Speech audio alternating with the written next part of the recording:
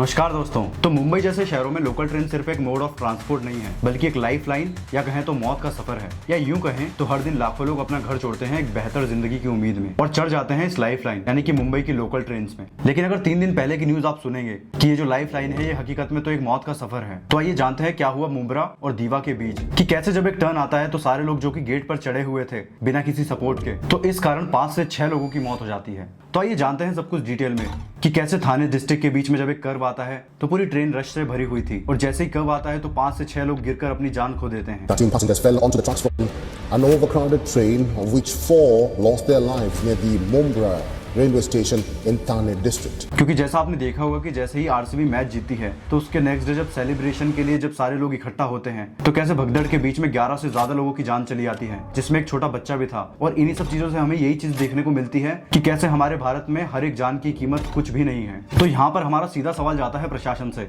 कि हमने इतनी मेट्रो चला दी, एयरपोर्ट मेट्रो चला दी, इवन फ्री बसेस चला दी, फिर भी हम सही तरीके से एक रेलवे कनेक्शन नहीं बना पाए। क्योंकि एट द एंड तो हमें लोगों की सेफ्टी एंड सिक्योरिटी का ही ध्यान रखना होगा। तो ये हादसा हुआ है मुंब्रा और दीवा जंक्शन के बीच थाने डिस्ट्रिक्ट के एक कर्व पे। क्योंकि रिपोर्टर्स के मुताबिक उनका कहना है कि ट्रेन में बहुत ज्यादा रश होने की वजह से जब ट्रेन एक कर्व पे टर्न लेती है तो उस बीच लोगों को ये अंदाजा भी नहीं था कि वो सब मोशन में चले जाएंगे। और जैसे ही ट्रेन कर्व लेती है तो कुछ लोग गिर जाते हैं। और गिर जाना का मतलब क्या कि जब एक ट्रेन स्पीड में कर्व लेती है तो लोगों को अंदाजा भी नहीं रहता कि वो कैसे खड़े थे।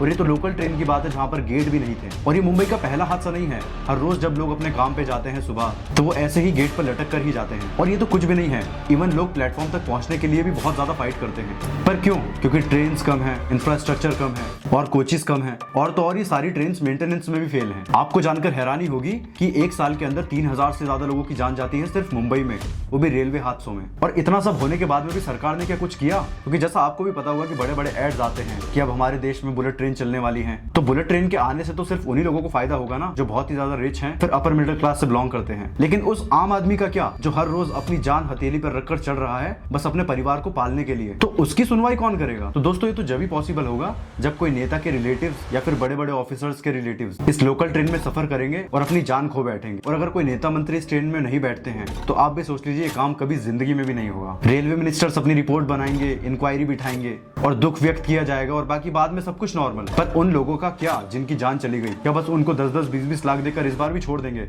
या फिर हम अपने इंफ्रास्ट्रक्चर पर ध्यान देंगे? तो आपको भी पता ही होगा कि हमारे लीडर्स को बस इतना ही टाइम है कि वो अपनी रैली निकाल सके और बुलेट ट्रेन की प्रमोशन के लिए जापान जाकर उसका प्रमोशन कर देगा। लेकिन ये जो मुंबई की लोकल जनता है इसका क्या? मतलब कि गवर्नमेंट के सामने आम आदमी की जिंदगी की कोई अहमियत नहीं है क्या? अगर 2024 में इलेक्शन की रैली कर सकते हो तो 2025 में एक एक्स्ट्रा ट्रेन की फाइल पास नहीं कर सकते क्या? तो आप लोग इस बात का ध्यान रखना, ये सिर्फ एक ट्रेन एक्सीडेंट नहीं है, ये अर्बन क्लास डिवाइड की कहानी है। क्योंकि जैसा आपको भी पता होगा कि जो रिच क्लास होते हैं वो कार या फिर कैब में राइड करेंगे और जो मिडिल या फिर लोअर मिडिल होंगे वो सारे ही ट्रेन में सफर करेंगे। लेकिन जो पूरे ही गरीब होंगे वो लोकल ट्रेन में बस लटक के जाएंगे और वहां पर जाकर सीधा मर जाएंगे। इट मीन्स कि जिन लोगों के पास में पैसे हैं उन लोगों के लिए तो इंफ्रास्ट्रक्चर बन रहा है, चाहे वो बुलेट ट्रेन हो, मेट्रो हो या फिर एक्सप्रेस वे क्यों ना हो। लेकिन जिन लोगों के कंधों पर ये देश चल रहा है उनके लिए सिर्फ स्लोगन्स हैं। तो सरकार को अभी हमारे रेलवे इंफ्रास्ट्रक्चर में क्या क्या बदलाव करने चाहिए?